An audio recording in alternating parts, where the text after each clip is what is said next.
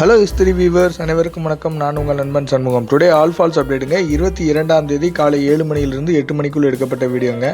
இன்றைக்கி காலையிலே கிளைமேட் வேறு லெவலில் இருக்குது. ரொம்ப பனிமூட்டமாகவே இருக்குது. நம்ம சேனலில் ரெகுலராகவே ஃபால்ஸ் அப்டேட் போட்டுருக்கோங்க. ஸோ இந்த வீடியோ நீங்கள் புதுசாக பார்க்குறீங்கன்னா மறக்காமல் சப்ஸ்கிரைப் பண்ணிக்கோங்க. நம்ம ஓல்டு ஃபால்ஸோட அப்டேட் பார்க்கலாங்க. காலையில் பெரிய அளவில் கூட்டம் இல்லை.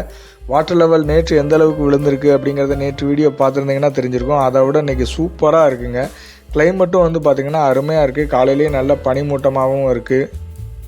நேற்று நம்ம சேனலோட வானிலை அறிக்கை நிபுணர் ஸ்டான்லி அண்ணா வந்து சொல்லியிருந்தாப்புல கனமழைக்கு இன்றைக்கி வாய்ப்பு இருக்குது அப்படின்னு. என்னடா நைட்டு 10 மணி வரைக்கும் கனமழை இல்லையே அப்படின்னு சொல்லிட்டு நினச்சேன். நைட்டு 12 மணி டைமில் வந்து மழை பெஞ்சிருக்கு. ஸோ அதில் வாட்டர் லெவல் இன்க்ரீஸ் ஆகிருக்குங்க. எல்லா அருவிகள்லேயுமே நீர்வரத்து இன்க்ரீஸ் ஆகிருக்கு.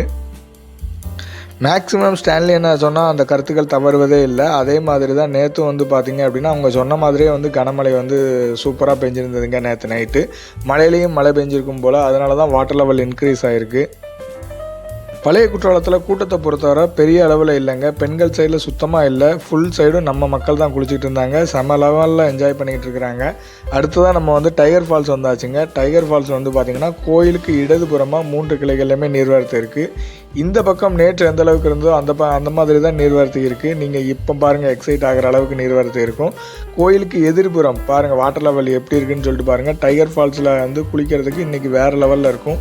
கிட்ஸோடு இருக்கிறீங்க இல்லைன்னா சபரிமலைக்கு போகிறவங்க வந்து இந்த வீடியோ பார்த்தீங்க அப்படின்னா எல்லோரும் மெயின் ஃபால்ஸில் போய் மொத்தமாக குமியாமல் டைகர் ஃபால்ஸுக்கும் வந்து குளித்து என்ஜாய் பண்ணலாங்க.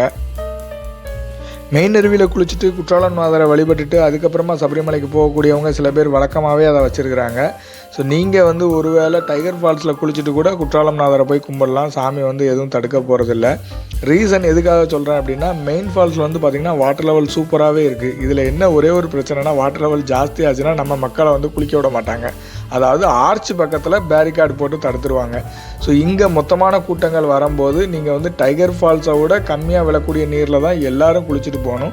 ஸோ அது எந்த அளவுக்கு டிஃபிகல்ட்டாக இருக்குங்கிறத நீங்களே க்ளோஸ்அப்பில் போய் பார்க்கும்போது உங்களுக்கு தெரியும். இன்னும் 1 மணி நேரம் 2 மணி நேரங்களில் அந்த பேரிகார்டரையும் எடுத்துருவாங்க. ஸோ அப்போ எல்லாருமே நல்லபடியாக குளிக்கலாம். வாட்டர் லெவல் சடனாக ஜாஸ்தி ஆகும்போது நம்ம குற்றாலத்தில் இது நடக்கிறது இயல்பு தான். நம்ம வீடியோவை தொடர்ச்சியாக பார்க்குறவங்களுக்கும் அது புரியும். நம்ம மெயின் ஃபால்ஸுக்கும் ஐந்தருவிக்கும் இடையில் இருக்கக்கூடிய சிற்றருவிலையும் வாட்டர் லெவல் சூப்பராக இருக்குதுங்க. அதே சேம் டைம் வந்து பார்த்திங்கன்னா சிங்கவாய் பகுதியிலையுமே வாட்டர் லெவல் நல்லா இருக்குது. இன்றைக்கி நம்மளால் 5 ஃபால்ஸ் போக முடியலை. 5 ஃபால்ஸ்லேயும் வாட்டர் லெவல் சூப்பராக இருக்குது. அங்கே குளிக்க அனுமதி கொடுக்குறாங்க. ஒரு எமர்ஜென்சினால் நான் போயிட்டு பாதிலேயே வண்டி பஞ்சர் ஆகிட்டு அதனால் ரிட்டர்ன் ஆக வேண்டிய சூழ்நிலை ஆகிடுச்சு. எனக்கு டைம் இல்லை. ஸோ எடுத்த வீடியோவை கரெக்டாக போஸ்ட் பண்ணிடுவேன்னு தான் சொல்லிட்டு எமர்ஜென்சின்னு நான் வந்துட்டேன்.